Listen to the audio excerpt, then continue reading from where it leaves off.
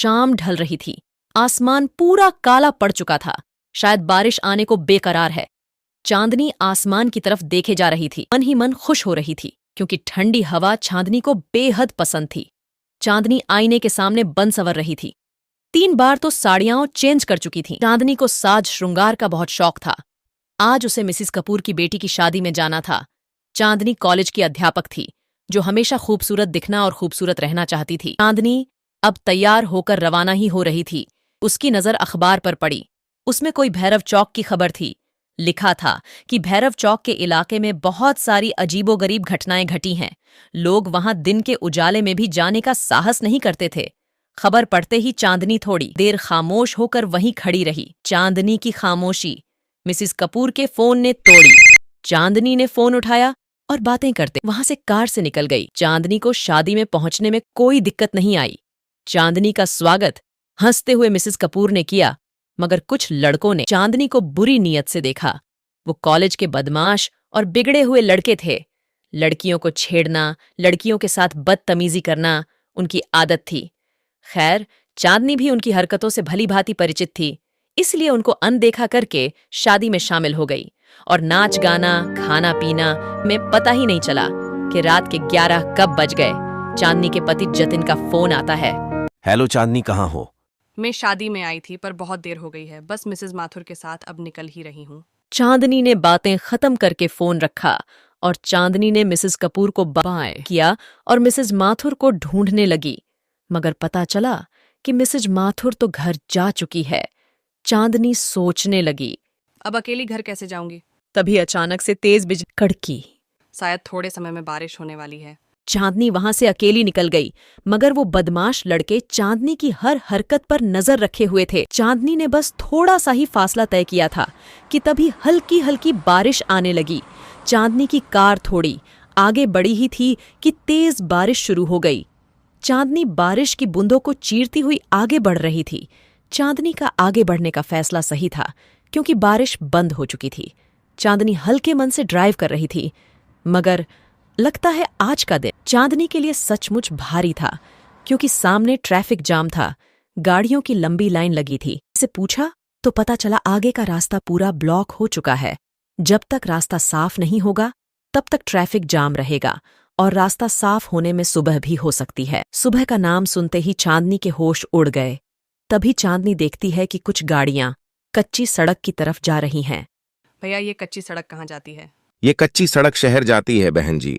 उसने सोचा कि कब तक अकेली रास्ता साफ होने का इंतजार करूंगी। वो भी कच्ची सड़क की तरफ जाने लगी।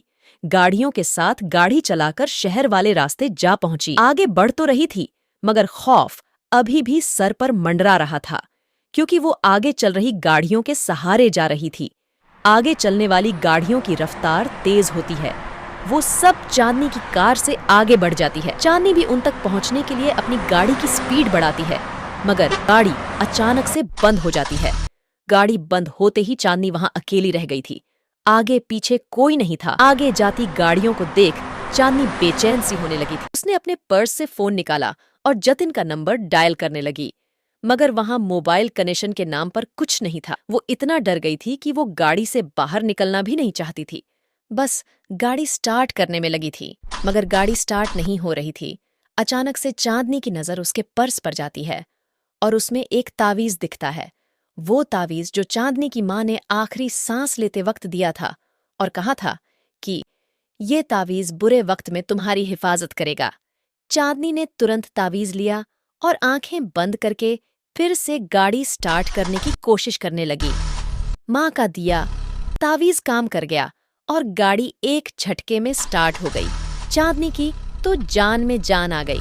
चांदनी तावीज की शक्ति से अचंभित हो गई। वह समय व्यर्थ किए बिना जल्दी और भैरव चौक के रास्ते पर जा पहुंची, जहां पर भूत चुड़ैल जैसी वारदातें हुई थी जुगनू। ओकी टमटमाटी रोशनी के अलावा कुछ दिखाई नहीं दे रहा था।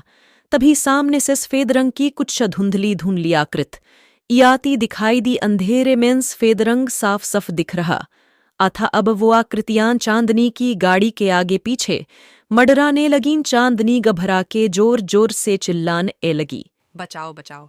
चांदनी चिल्लाती रही। तभी गाड़ी का दरवाजा अचानक से खुल गया और भूत ने चांदनी का हाथ पकड़ के एक झटके में बाहर फेंक दिया।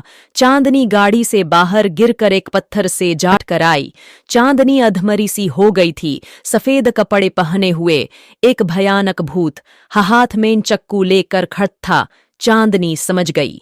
ये तो वही लुटेरा भूत है जो सोने के जेवर लूट लेता है। चांदनी लुटेरे भूत का इरादा समझ गई और वहां से भागी, पर उस भूत ने चांदनी को पकड़ लिया। बचाओ बचाओ। चांदनी चिल्लाने लगी। भूत ने हंसते हुए कहा, यहाँ तुम्हें बचाने कोई नहीं आएगा। चिल्लाओ जितना चिल्लाना है। तभी लुटेरे भूत पर पीछे से वार होता है और वो लुटेरा भूत वहीं ढेर हो जाता है। चांदनी उस तरफ देखती है तो वहां वही स्टूडेंट थे। स्टूडेंट भूत के पास आते हैं और हनुमान चालीसा पढ़ने लगते हैं और भूत वहीं मर जाता है। चांदनी, मैं तुम लड़कों को गलत समझती थी, पर आज तुम लोगों ने ही मुझे लुटेरे भूत से बचाया है। बंटी चांदनी से, मैडम चलो आपको घर तक छोड़ देते हैं। मुझे माफ कर देना, मैं तुम लोगों को गलत समझती थी।